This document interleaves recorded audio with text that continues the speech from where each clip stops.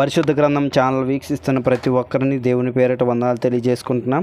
ప్రేమ, సంతోషము, సమాధానం సదా మీకు తోడేంటి నడిపించును గాక. నిన్నటి దినాన్న కీర్తన గ్రంథము 15వ అధ్యాయం చదువుకున్నాం. ఈరోజు కీర్తన గ్రంథము 16వ అధ్యాయం చదువుకున్నాం.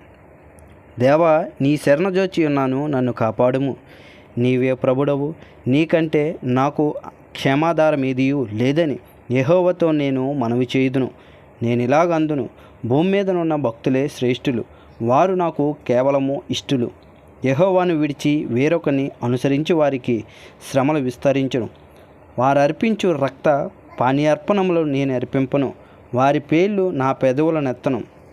యెహోవా, నా స్వాస్థ్య భాగము, నా పానీయ భాగము నీవే.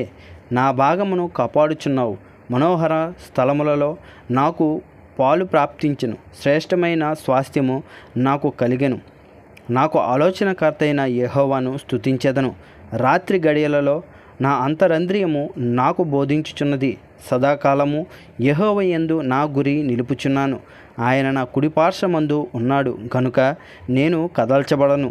అందువలన నా హృదయము సంతోషించుచున్నది, నా ఆత్మ హర్షించుచున్నది, నా శరీరము కూడా సురక్షితముగా నివసించుచున్నది. ఎందుకనగా నీవు నా ఆత్మను పాతాళములో విడిచిపెట్టవు, నీ పరిశుద్ధిని కుళ్ళుపట్టనియ్యవు. జీవ మార్గమును నీవు నాకు తెలియజేసెదవు. నీ సన్నిధిని సంపూర్ణ సంతోషము కలదు. నీ కుడి చేతిలో నిత్యము సుఖములు కలవు. ఇంతటితో కీర్తన గ్రంథము 16వ అధ్యాయం పూర్తయింది. రేపటి దినాన్న కీర్తన గ్రంథము 17వ అధ్యాయం చదువుకుందాం. ప్రేమ, సంతోషము, సమాధానం సదా మీకు తోడేండు నడిపించును గాక. ఆమెన్.